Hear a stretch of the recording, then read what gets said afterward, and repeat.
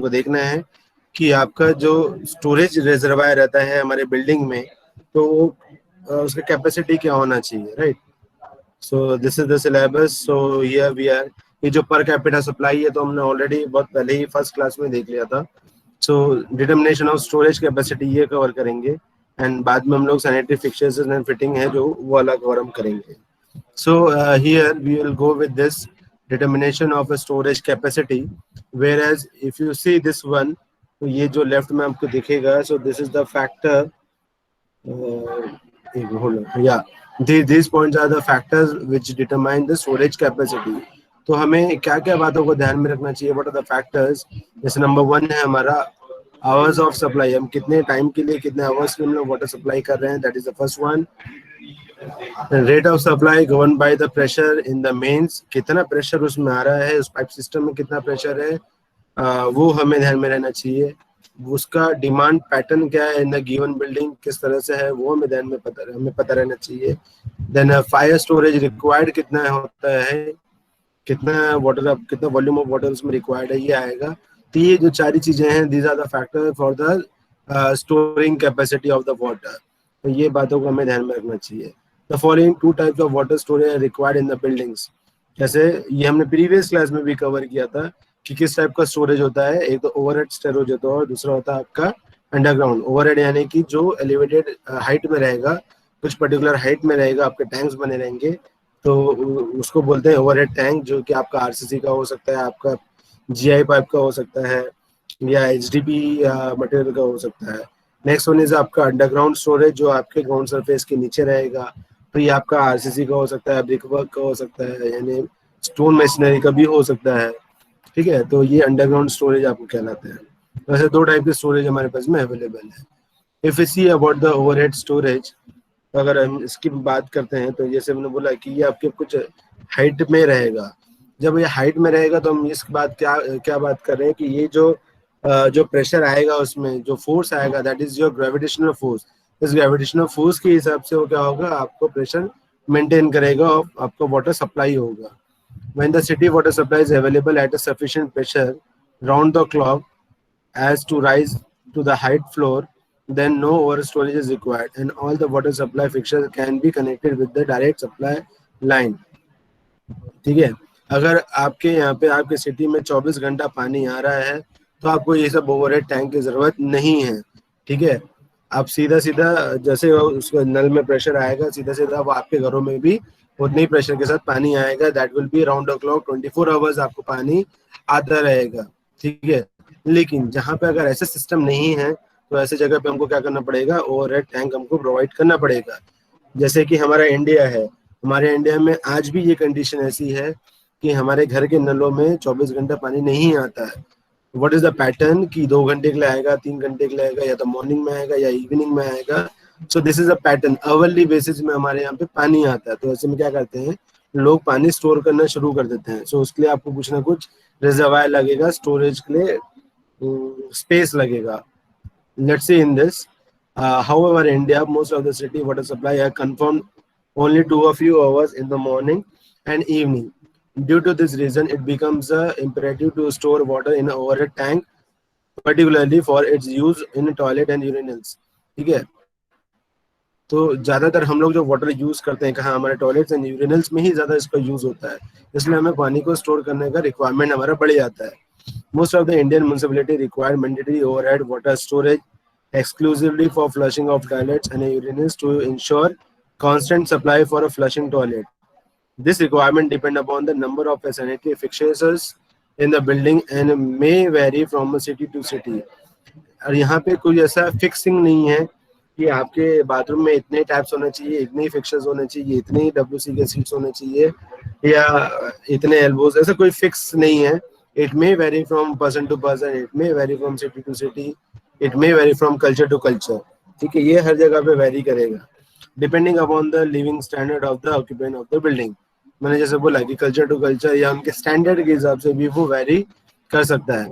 देखा जाए तो किसी के घर में हो सकता है कि 5 टैप लगे हों, लेकिन ऐसा भी पॉसिबल है कि किसी घर में सिर्फ एक ही टैप होगा। ठीक है, हर टैप, जैसे 5 टैप बोले तो हर 5 टैप का यूटिलिटी अलग अलग होगा। लेकिन किसी घर में जब एक ही टाइप होगा तो सारी यूटिलिटी बाथरूम यूटिलिटीज के लिए एक ही टाइप हो रहेगा. So this may be a possibility. The required overhead storage capacity for flushing purpose per fixture for a different type of building stipulated by the Bureau of Indian Standard and IS code of 1172. तो कुछ typical values हमको दिया गया है आपके IS standard 1172 में, जिसमें बताता है कि what is the basic requirement. तो उस IS कोड के अंदर में उसको कवर करने की कोशिश किया गया है. Now water storage required for flushing purpose in the building.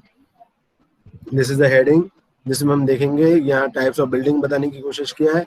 Where as the storage capacity required कितना हमको लगेगा. For tenants having a common conveniences उसको लगेगा 900 लीटर्स पर WC, यानी कि आपका जो सीट होता है उसके बारे में बात, उसको बोलते हैं वाटर क्लोजेट, इसको WC से हम रेफर करते हैं. For residential premises other than one above, इसके अलावा 270 liters for 1 WC seat and 180 liters for each additional seat in the same flat.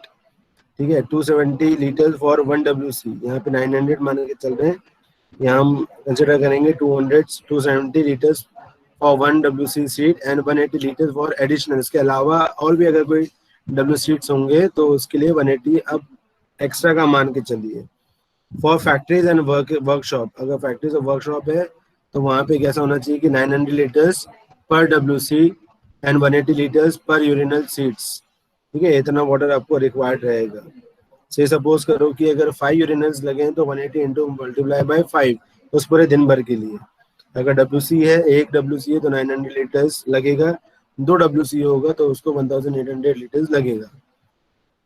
For cinema halls and public assembly halls, etc., you require again 900 liters per WC seat and 350 liters per urinal seats. ठीक है, तो इस तरह से water का requirement रहेगा आपके buildings में. Now in area of a chronic water shortage and Indian supply additional overhead is required for the domestic use like washing and bathing. ठीक है, तो इसके अलावा इन प्रीवियस जो आपने स्लाइड देखा, जो वैल्यूज देखा, उसके अलावा अगर कुछ आपको लगेगा जहाँ पे वाटर क्राइसिस ज़्यादा है तो उसमें क्या होगा, जैसे टाइप्स ऑफ बिल्डिंग में हम देखेंगे, उसके बाद पर यूनिट हम देखते हैं, उसके बाद unit storage in the litres per unit देखेंगे. अगर ड्वेलिंग यूनिट अगर है तो इसको हम रेसिडेंट के तौर पे लेंगे एंड उसका रहेगा 70 litres per unit per resident, 70 litres per resident. somebody can say per capita, that is also okay.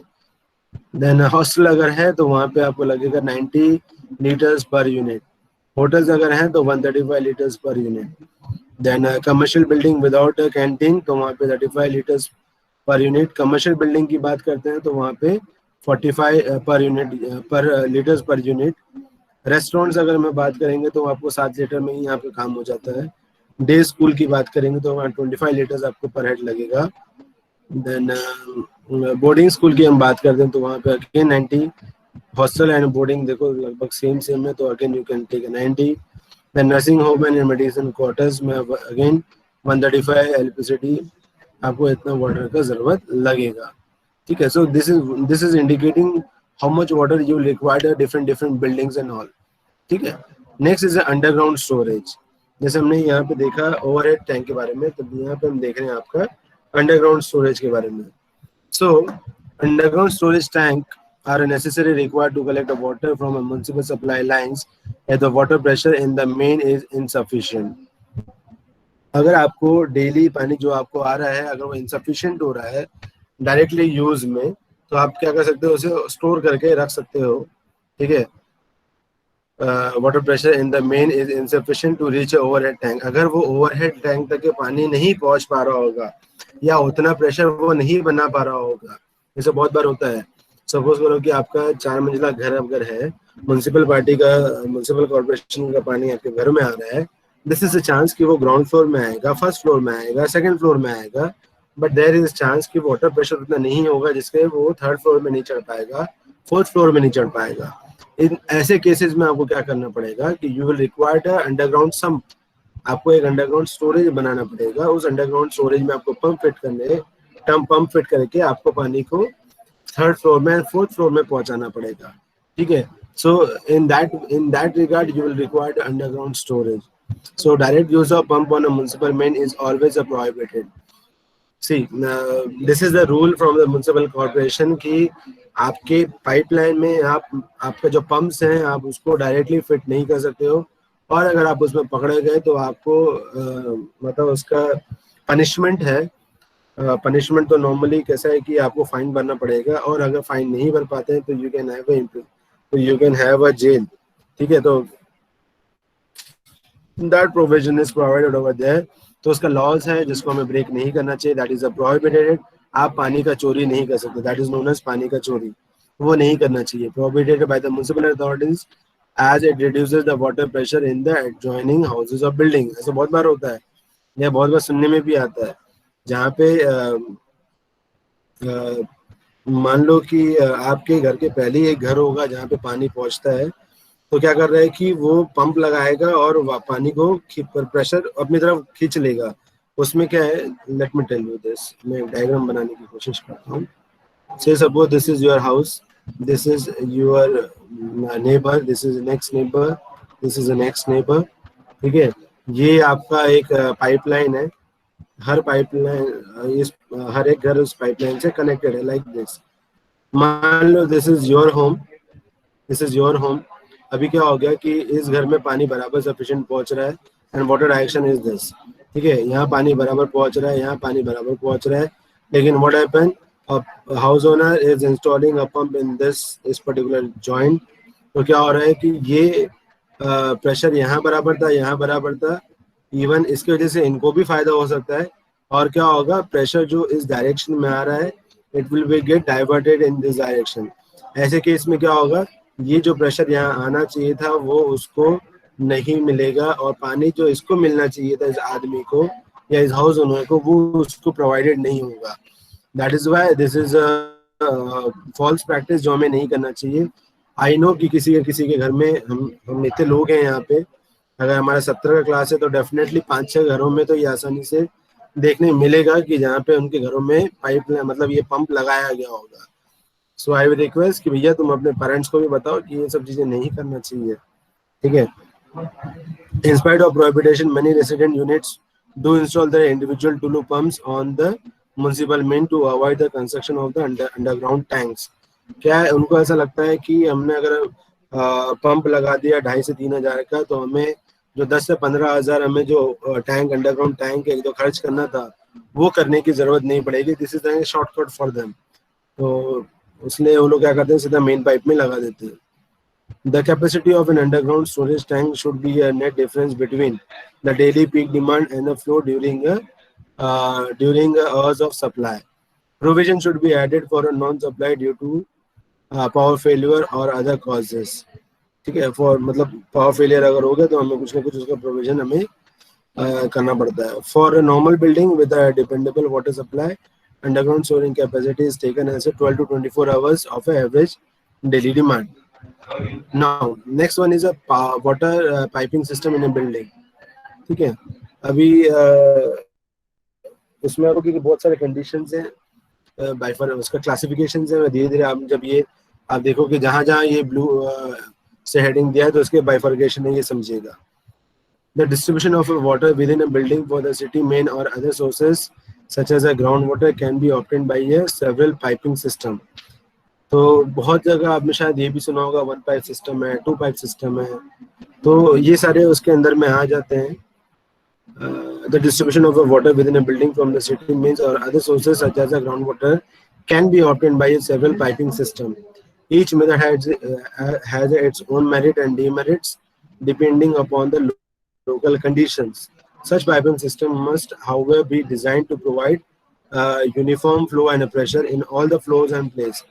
देखो, जनरली जब भी हम पाइप सिस्टम की बात करते हैं तो हमें ये बात का ध्यान रखना चाहिए, piping system must have be design to provide a uniform flow of pressure. ऐसा नहीं कि ग्राउंड फ्लोर में ही आपको प्रेशर अच्छा आ रहा है, ऊपर वाले फ्लोर में आपको प्रेशर नहीं आ रहा है, हमें ऐसा नहीं करना चाहिए। In all the floors it should be a constant and should be a maintain with a certain practical limitation of the courses. The piping system to be adopted will differ when the main supply is used. I repeat, the piping system to be adopted will be differ when the main supply is used, or when the overhead tank supply is used, or when the underground overhead tank supply is used. ठीक है, ये मैं आपको diagram में समझाने की कोशिश करता हूँ, यहाँ से लेके यहाँ तक के जो मैं आपको यहाँ पे बताने की कोशिश कर रहा हूँ, ये डायग्राम में हम पढ़ेंगे. The one is known as piping system using a direct supply. If you focus on this diagram, तो ये आपको पूरे डायग्राम में कहीं पे भी आपको टैंक नहीं दिखेगा, ना तो आपको ओवरहेड टैंक दिख रहा है, ना ही आपको आपका ग्राउंड रिजर्वायर दिख रहा है. ठीक है, इसमें क्या है कि ये आपका सिटी मेन है, यानी कि आपका सिटी से जो पानी आ रहा है वो हो गया. उस पाइपलाइन में एक आपका वाटर मीटर कनेक्टेड है, ये हो गया आपका वाटर मीटर कनेक्टेड है. Now this is directly connected to your all the pipelines. देखो, this is directly connected, this is directly connected to which, to kitchen as well as to WC and wash basin. ठीक है, again ये सीधा ऊपर जा रहा है. फिर से देखो, यह सिंक कनेक्टेड है as well as WC and WB. वही पानी सीधा जा रहा है जो आपका pipe shaft as well as water main में कनेक्टेड, सॉरी, जो आपका WC एंड WB में जा रहा है. सेम पाइपलाइन से थ्रू आप देखिए ये ऊपर में जा रहा है. तो ऐसे सिस्टम में क्या है ना कि ये जो आपका सिटी, जो आपको म्युनिसिपल कॉर्पोरेशन का जो वाटर आ रहा है, it should have a sufficient pressure कि यहाँ यूज करते करते भी यहाँ पे प्रेशर आपका मेंटेन रहना चाहिए. सो this is the first one. इसमें देखो WC भी है, WB है, और शावर भी है, और टैप भी है. हर फ्लोर में आपको सेम चीज दिखेगी. ठीक है, तो कहने का मतलब क्या है कि आपको इसमें प्रेशर को मेंटेन करना पड़ेगा. That is very very important. मतलब हमें इतना प्रेशर म्युनिसिपल कॉर्पोरेशन से आना चाहिए कि ये 3-4 घरों में पानी पहुंचना चाहिए. सेकेंड थिंग, आपको मैं एक और चीज बताने की कोशिश करता हूँ कि यहाँ पे अगर मुंबई में हमको कोई भी चेंजेस करने हैं तो first you have to take a permission from the BMC. So this is the only reason. Otherwise क्या है कि लोग एक घर के ऊपर दूसरा, दूसरे पर तीसरा, तीसरे पर चौथा करेंगे. तो प्रॉब्लम क्या है कि आपका जो वाटर डिस्ट्रीब्यूशन होना चाहिए था वो होता नहीं है. जहाँ प्रॉपर प्रेशर में जाना, पानी जाना चाहिए, वहाँ जाता नहीं है. इवन आई हर्ड दिस कि अगर आपको आपके बाथरूम में भी कुछ चेंजेस करना है तो आपको BMC का परमिशन लगता है. जैसे आपको WC भी चेंज करना है या WC आपको बढ़ाना है, बाथरूम बढ़ाना है, then you have to take a permission from the BMC. I have heard that much seriousness is in the Mumbai city specifically. Okay, so piping system using a underground. Now in the underground overhead tank supply. So in this you can see, हाँ, यहाँ पे ये क्यों हम provide कर रहे हैं, जिससे हम सीधा सीधा म्युनिसिपल कॉर्पोरेशन का पानी हम सीधा सीधा यूज कर सकते हैं. जहाँ पे 24 आवर्स के पानी अवेलेबल है, ये उनके लिए हो गया. Now this one is what, कि यहाँ पे अंडरग्राउंड भी है और यहाँ पे ओवरहेड टैंक भी है. अब ये कहाँ पे यूज करोगे? मान लो कि यहाँ पे ये जो पानी आपका सीधा सीधा आ रहा है और ये इस लेवल तक ये पानी नहीं पहुंचा पा रहा है, इस लेवल तक ये पानी नहीं पहुंचा पा रहा है, तो आप क्या करोगे? उस केस में हमको क्या करना पड़ेगा कि हमें एक ग्राउंड, जैसे आपका ये है म्युनिसिपल कॉर्पोरेशन का पानी आया, यहाँ पे आपका वाटर मीटर है. ठीक है, डायरेक्टली ना भेजते हुए आप क्या करोगे? आप डायरेक्टली ना भेजते हुए आपने क्या करना है यहाँ पे, एक मिनट यार,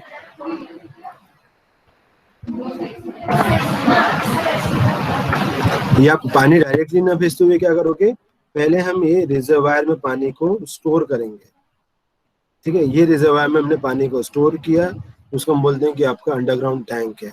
नाउ व्हाट विल डू, ये यहाँ से हम ये पंप यूज करके, ये वाला जो पंप यूज करके ये जो पानी हमारा, ये जो वाटर है, इसे हमने क्या किया, इस ओवरहेड टैंक में हमने स्टोर किया, हमने भेज दिया.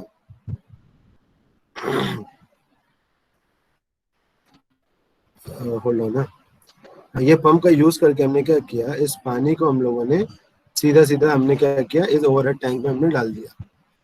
ये हो गया. ठीक है, अभी हम क्या करेंगे, उसके बाद ये ओवरहेड टैंक का पानी जो होगा, इसको हम लोग यूज करेंगे हमारे किचन के लिए या फिर हमारे आपका वॉश बेसिन वगैरह के लिए. इसको हम लोग यहाँ पे यूज कर सकते हैं. सॉरी, मैं थोड़ा सा किचकट हो रहा है, मैं थोड़ा क्लीन करके फिर से मैं आपको बताता हूँ कि ये जो आपका पंप है, इस पंप के थ्रू हमने क्या किया, वाटर को हमने भेज दिया आपके इस वाटर टैंक में. ठीक है। इस वाटर टैंक से आपका जो पानी है वापस आएगा and this will go to here. आपका जो वाटर क्लोजेट है, इस वाटर क्लोजेट में आप इसको यूज कर सकते हो। वेयर एज ये जो पंप पानी है, इसी से हम इसको हमारे इसमें यूज कर सकते हैं, किचन में यूज कर सकते हैं, किचन सिंक में यूज कर सकते हैं। That water we can use over here, this like this. ठीक है। और साथ ही साथ ये जो अगर आपके कोई गैसेस फॉर्मेशन हो रहे होंगे, तो इस गैस फॉर्मेशन को you can remove by this air vent. ये जो आपका एयर वेंट है, इसके थ्रू आप इसको रिमूव कर सकते हो। ओके। सो सेम चीज, एक और चीज मैं आपको बताता हूँ कि दिस में हैपन कि आपको रिजर्वायर, अंडरग्राउंड रिजर्वायर प्रोवाइड करने की जरूरत नहीं रहेगी। ऐसे केसेस में भी हम क्या कर सकते हैं कि अगर सिटी का पानी आपका आ रहा है तो सफिशिएंट अमाउंट में प्रेशर होगा, in that case you can send directly your water to this tank, या रिजर्वायर टैंक में डाल दो। देन ये रिजर्वायर टैंक से जो आपका पानी है वो आप इसको यूज कर सकते हो आपके WC में भी और आपके सिंक में भी। यहाँ पे भी आप यूज करो, यहाँ पे भी आप यूज करो, यहाँ पे भी आप यूज कर सकते हो, यहाँ पे भी। तो एक पाइप जो है आपका पानी ऊपर पहुंचा रहा है और दूसरा पाइप से प्रेशर मेंटेन करने के लिए हम क्या करें, दूसरा पाइप यूज करके हम लोग यहाँ पे अपना जो भी वाटर डिस्ट्रीब्यूशन है कुछ इस तरह से हम कर सकते हैं। तो यहाँ पे देखिए डिफरेंस इस टैंक का ही है और इस कनेक्शन का है। यहाँ पे जो पानी जा रहा है इसे हमने कनेक्ट किया है इसके साथ में। ठीक है। और वापस से जो पानी आ रहा है that is connected to this. ठीक है। तो this is the difference in both the cases. Now third one, next one is your pumped system. Pump system में क्या है कि हम वाटर, हमारा जो पंपिंग है, हमारा जो पंप है उसको हम रिजर्वायर में फिक्स कर देते हैं। Let us say this water can be distributed by an automatic pumping system. ठीक है। जैसे कि hydropneumatic system directly to the supply point, जहाँ से आपको चाहिए तो वहाँ पे हम उसको क्या करेंगे, इंस्टॉल कर देंगे। Similarly to that shown for a direct supply, जैसे कि हमने यहाँ पे देखा था डायरेक्ट सप्लाई में, लेकिन ये डायरेक्ट सप्लाई था, यहाँ पे हमने क्या किया, पंप को इंस्टॉल कर रहे हैं। The pressure in the system is boosted by pumping sets that pump water from an underground ground level tank. अभी क्या है कि आपको जो भी वाटर है वो यहाँ पे आके इकट्ठा होगा, यहाँ पंप लगा के हमने क्या किया, वाटर को सीधा इस टैंक में हमने पहुंचा दिया और इस टैंक से हम लोग क्या कर रहे हैं, वाटर को फिर से यूज कर रहे हैं। So this is a very general practice. ठीक है। The pressure in the system is boosted by pumping set up the pump water from underground and ground level tanks. The main advantage of such type of system lies in the fact that it eliminates the need of a overhead tank and it is ideal for the existing building than new. अब ये जो tank है इसमें पानी है, लेकिन पानी जैसे ही खत्म हो जाएगा this pump will be automatic start and again it will be fill. तो जैसे ओवरहेड टैंक में हमको पानी भरते रहना पड़ता है, ये वैसा काम इसमें नहीं होता है। ये जैसे ही वाटर लेवल कम होगा ऑटोमेटिक आपका पंप स्टार्ट हो जाएगा। ठीक है। और ये वापस से टैंक फिल हो जाएगा, then again you can use it the water. Overhead tank cannot be constructed and also for a low building when tank placed on a roof cannot generate enough pressure at the upper floor.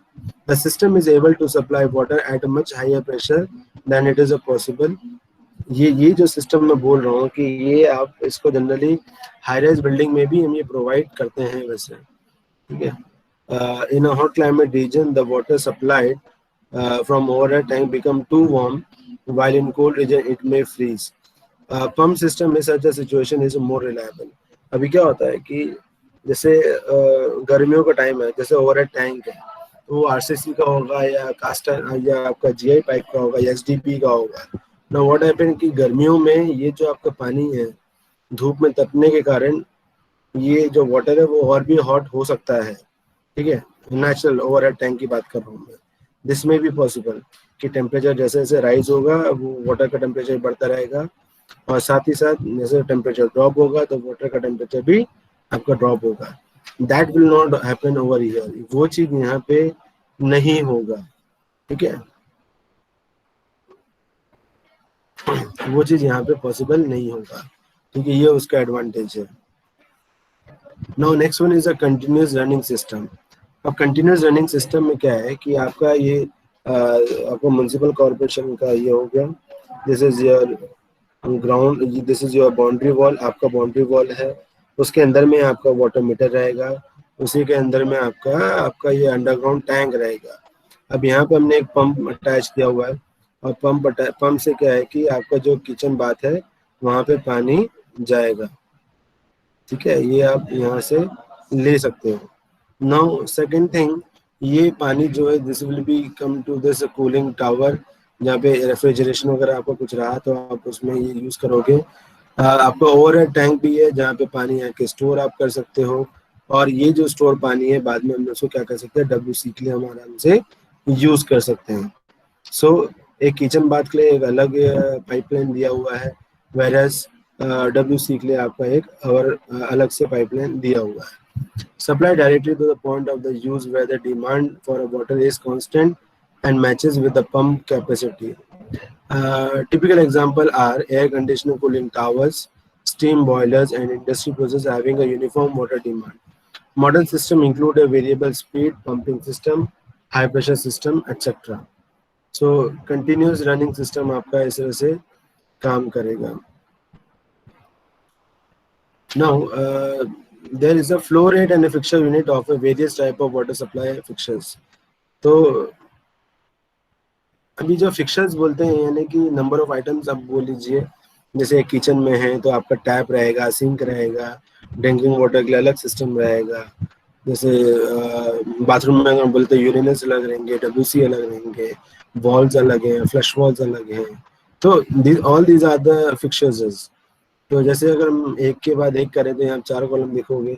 Second column में अगर आप ध्यान दोगे तो types of fixers में हम बात कर रहे हैं, तो एब्लेशन टैप बोला है, occasionally use in the WC and बात, जो हम ज़्यादातर यूज करते हैं वहाँ पे। उसमें फ्लो रेट क्या मेंटेन होना चाहिए, फ्लो रेट आपका नॉर्मली 0.12 होना चाहिए लीटर्स पर सेकेंड, एंड फिक्सर यूनिट की बात करें तो मिनिमम एक आपका होना चाहिए, this is the minimum counting. ठीक है, if you talk about ablution tap in public places of a worship, common bath etc., तो उसमें जो फ्लो रेट होगा तो नंबर ऑफ यूजर्स ज़्यादा हैं तो उसका जो फ्लो रेट है वो भी ज़्यादा होना चाहिए, और जो नंबर ऑफ काउंटिंग है मिनिमम 3 उसमें होना चाहिए। बाथ टब्स की बात करें तो उसमें जो आपका फ्लो रेट है वो 0.2 लीटर्स पर सेकेंड का रहना चाहिए, क्योंकि जब बाथ टब बोलेंगे तो वो थोड़ा सा बड़ा साइज हो जाएगा, तो क्योंकि मेन तो यही है कि वो जब फिलअप होगा तब जाके आप बैठ के नहाओगे उसमें, तो उसका स्पीड ज़्यादा रहना चाहिए टाइम हमको बचाने के लिए, क्योंकि ज़्यादा वॉल्यूम में हमें वॉल्यूम वाटर को स्टोर करना है, that's why. And fixture unit can be assign as a 4, उसको 4 फिक्सर्स लगेंगे। Then showers with spray heads individual common, तो the required flow rate is 0.15। ठीक है, तो 2 मिनिमम हम कंसिडर करके चलेंगे। Shower with 125 mm diameter, individual and common, that varies from 0.2 to 0.3 and you can provide 4 units. Then wash basin की हम बात करें तो फ्लो रेट आपका 0.12 लीटर पर सेकेंड एक रहेगा तो भी चलेगा। देन सर्जन्स वॉश बेसिन से हम बात करेंगे तो 0.15 मिनिमम 2 रहना चाहिए। किचन सिंक की बात करें डोमेस्टिक के लिए तो 0.15, जहाँ पे हम बोल रहे हैं कि 2 रहना चाहिए। Then kitchen sink for a canteen 0.15 to 0.2, minimum is 4. Drinking fountain flow rate is 0.1 and fixture is required 1 only. By date is a 0.15, it is required 3. Water closet with a flushing tank will require 0.12, जो एक रहा तो भी चलेगा। Water closet with a flush wall will require 1 to 1.5 litre पर second, 8 रहेंगे उसमें। urinals or automatic manual flush tank 0.12, then you will require 1 urinal flush wall operated 0.5 to 1, you will require 6। ठीक है, so this is a high rise building। अब high rise building में हम लोग जो पानी का प्रेशर है हम किस तरह से मेंटेन करते हैं वो देख लीजिए एक बार। क्या है कि हाई राइज बिल्डिंग में जो भी बिल्डिंग आपका 8+ हो या 6+ हो उसको हम लोग हाई राइज बिल्डिंग कहते हैं। अब जहाँ पे फर्स्ट फ्लोर से लेके 15 फ्लोर देख सकते हैं, टेरेस देख सकते हैं, तो यहाँ पे देखिए जैसे अगर ये 15 फ्लोर्स का है प्लस टेरेस, तो उन्होंने क्या किया, उनके मिड में एक टैंक को प्रोवाइड किया लाइक दिस, ये आपको दिख रहा होगा, ये एक टैंक यहाँ प्रोवाइड किया है और एक टैंक आपके टेरेस में प्रोवाइड किया है। ये दो टैंक की वजह से पूरे बिल्डिंग में प्रेशर हम मेंटेन कर पा रहे हैं। नो व्हाट हैपन कि जो आपका ये ग्राउंड वाटर रिजर्वायर है, यहाँ पे आप वाटर स्टोर करोगे, then this will be pumping to this two tanks, ये आपके टैंक 1 में और टैंक 2 में, दोनों में हम वाटर को क्या कर रहे हैं, पंप कर रहे हैं। एंड सेकेंडली आप देखिए इसका जो आउटलेट है वो इन सभी फ्लोर्स में आ रहा है। In addition to that this is coming to this tank also, so that अगर वाटर कम हो रहा होगा तो ये यहाँ से यहाँ चले जाएगा, इसका फुलफिलमेंट होगा और ये जब एम्प्टी हो जाएगा then water can be filled over here, तो जिससे हमारा एनर्जी भी हम थोड़ा सा कंज्यूम कर सकते हैं। But so like this it is now, जब ये नीचे के फ्लोर्स की बात रहेगी तो यहाँ से ये नीचे प्रेशर को इस तरह से, मतलब ये डिस्ट्रीब्यूशन इस तरह से किया जा सकता है। So this is tank 1, this is tank 2, ये जो है that is up main pipes जो आपके अप साइड में जा रहा है। देन सेकंड थिंग इज कि ये जो साइड पाइप्स है उसको बोलेंगे down feed pipes, this is up main pipes and this is down feed pipes from overhead tank number 2 is tank number 2 से tank number 1 में। now down feed pipe from overhead tank overhead tank number 1, ठीक है, and this is your ground floor। तो क्या होता है कि high rise building में हम लोग जोन वाइज इसको डिवाइड करते हैं, सो इक्वली डिस्ट्रीब्यूशन होना भी चाहिए। So from this to this is your zone 1, from this to is your zone 2, this is zone 1 and this is zone 2। तो इसको हाई राइज में जब भी हम बात करेंगे तो हमें डिफरेंट डिफरेंट जोन्स में डिस्ट्रीब्यूट कर लेना चाहिए। Now next is a pipe fitting. अब पाइप फिटिंग में हम देखेंगे तो ये दिस इज अ 1/4 इंची बेंड, दिस इज 1/4 इंची bend with a single hub. Then next is आपको इसको जो एंगल्स के बारे में बताया गया है, 1/8 बेंड बोला है, डिग्री का होगा, देन 45 डिग्री यानी कि ये, देन 1/16 बेंड जिसमें 22 डिग्री रहेगा, 132 बेंड जिसमें 11.25 डिग्री टू 11.25 डिग्री रहेगा। Now this is a cross, जहाँ पे ये क्रॉस जॉइंट है, जहाँ पे 4 पाइप्स को एक साथ आप ज्वाइन कर सकते हो। Now this is T point, जहाँ पे 3 पॉइंट को आप एक साथ ज्वाइन कर सकते हो। दिस इज वाई, जहाँ पे वाई इंटरसेक्शन में आपको देना है पाइप्स का आउटलेट, तो उस तरह से ये प्रोवाइड करोगे। नाउ दिस इज अ सैडिंग फ्लेंज, तो ये आपका जो सैडल होता है, घोड़े का सैडल, उसके जैसे दिख रहा है, दैट्स वजह से हम लोग बोलते हैं सैडिंग फ्लेंज। देन इसको बोलते हैं रिड्यूसिंग एल्बो और बेंड। यहाँ पे देखिए कि इसका जो बेंड है इसमें इसका साइज क्या होता है, रिड्यूस होते जा रहा है, that's why it is said to be reducing elbow और bend. It is simple one elbow और बेंड, ये सिंपल एल्बो है और बेंड इसको बोलेंगे। Now this is a increaser, this is a increaser. आपको अगर कुछ प्रेशर, आपको कुछ अगर डिस्चार्ज बढ़ाना है तो आप उसको, सॉरी डिस्चार्ज को, यस डिस्चार्ज का वेरिएशन कुछ करना है तो you can use this increaser और रिड्यूसर, हम इसको यूज कर सकते हैं। या आपका पाइप डायमीटर में चेंजेस करना है तो भी आप इंक्रीजर रिड्यूसर को यूज कर सकते हो। Next one is ordinary plug, तो ये this is your ordinary plug. Now few more things are there, जैसे यहाँ पे सैडल फ्लेंज था, तो यहाँ पे normal it is French fitting के बारे में दिया गया है। Then this one is a clipped fitting. Clip fitting में क्या है कि this is a different one, this is a different one, it is connected by this arrangement, इसको हम बोलते हैं क्लिप्ड फिटिंग, ठीक है। जैसे कि अगर मैं बोलूँ तो ये आपका एक अटैचमेंट हो गया, ये एक डिफरेंट अटैचमेंट है। इन दोनों को अटैचमेंट करने के लिए आपको ये यूनियन का ज़रूरत रहेगा, ठीक है। इससे दोनों भी आपके जॉइन होते हैं, जो आप इस पर्टिकुलर डायग्राम में चेक कर सकते हो। So that is known as a union. उसके बाद दिस इज अ कपलिंग, दो सेम डाया के पाइप को आपको ज्वाइन करना है तो you will require a coupling. So this is your coupling. Coupling आपका यूज होता है पाइप की लेंथ को बढ़ाने के लिए, so you can use that thing. So in last slide, we are in the last slide, जहाँ पे फिक्सेस में बोला गया है वॉल्व के बारे में। This is a very common valve जो हम लोग यूज करते हैं, जिसमें आप देख सकते हैं जो ब्लू लाइन है, this is indicating the flow of the water, और इसमें ये वेरियस दिया हुआ है, कंपोनेंट्स दिया हुआ है. This is 1 2 3 4 5 6 7 8 9, this is 10, this is 11. We'll see one by one. अब first is your body.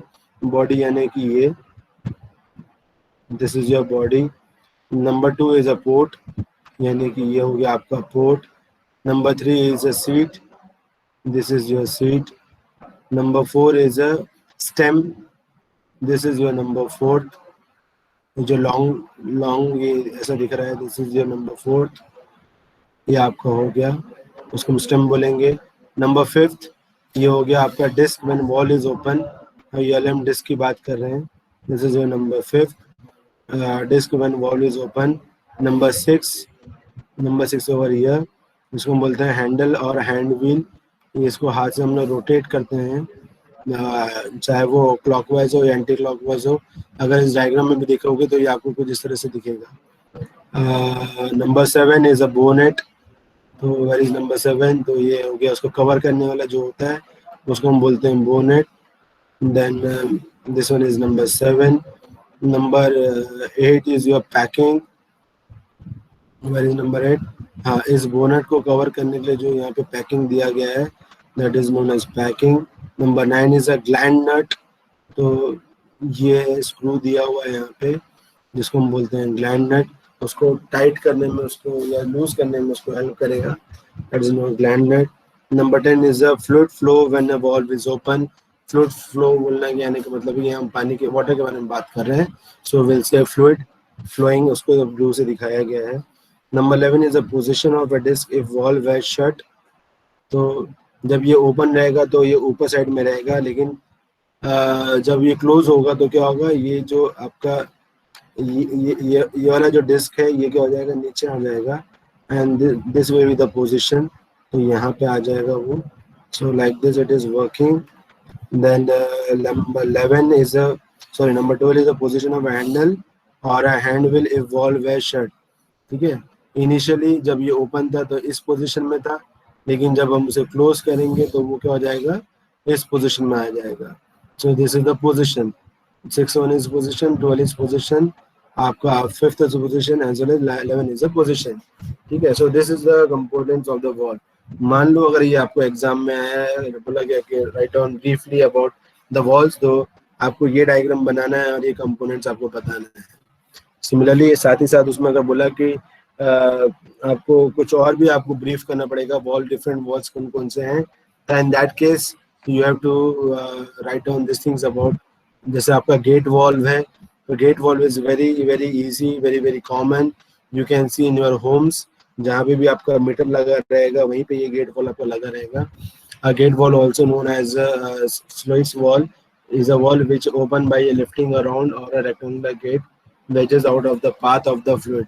ठीक है, ये मेन जहाँ पे आपका मेन पाइप है, उस मेन पाइप में आपका वाटर मीटर लगा होगा, उसके के बाजू में ही आपका वॉल लगा रहता है. Then a globe valve. Globe valve is a different from a ball valve. Ball valve is a type of a valve used for a rectangular flow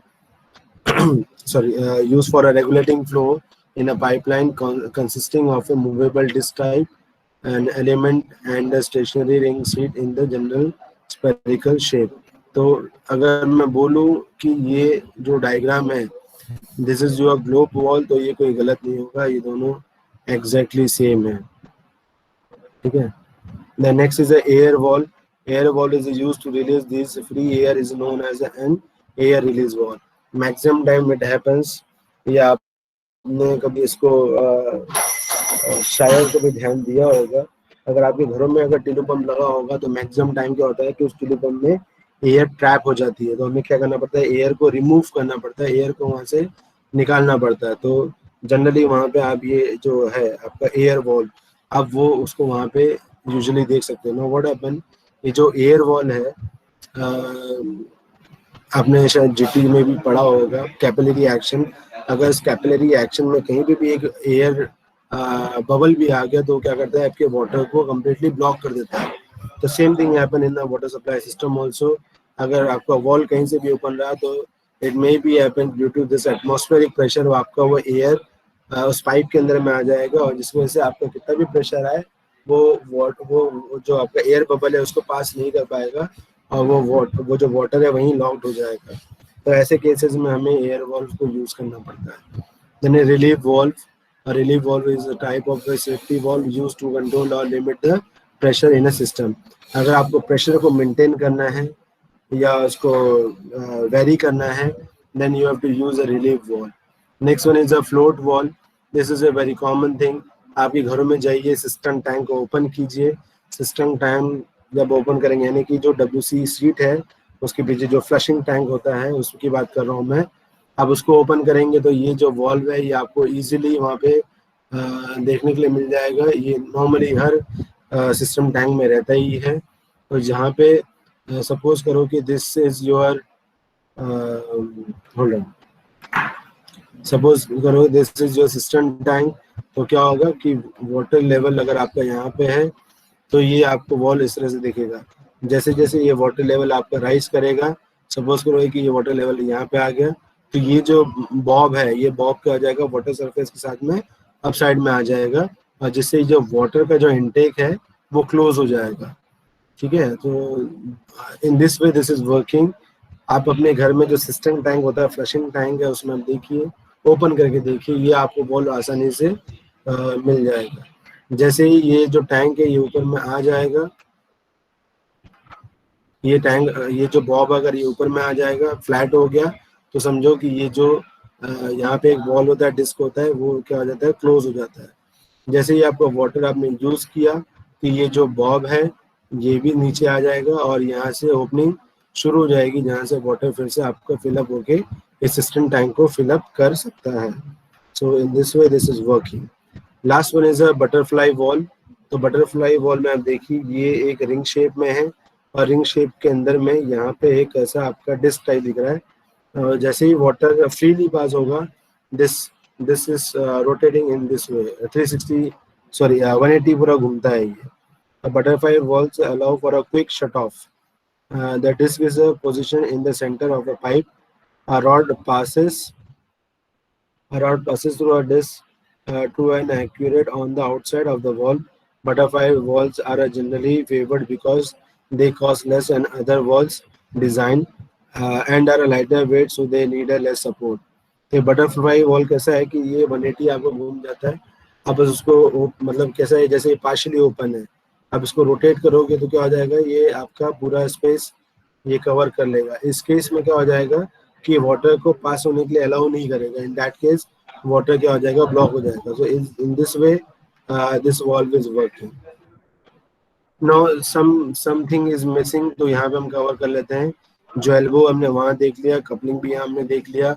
reducer अलग अलग, जैसे बड़े पाइप का आपका कनेक्टेड होगा मेन पाइप से, लेकिन जब हम हाउस में लेके आते हैं तो उसको हमने क्या करते हैं, डाया थोड़ा सा रिड्यूस कर देते हैं, तो रिड्यूसर यूज करते हैं। We are using bends, elbow is different, bends in different.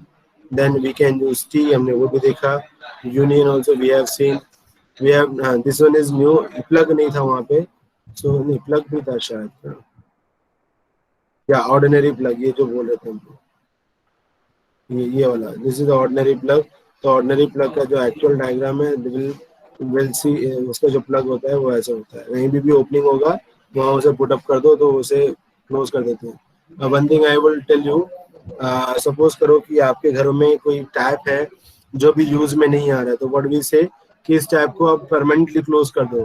तो परमानेंटली क्लोज करने के लिए क्या है, वो स्पेशल एक प्लग आता है, मतलब ये वाला जो प्लग है, तो इस प्लग को यूज करते हैं और उसे हम लोग क्लोज कर देते हैं।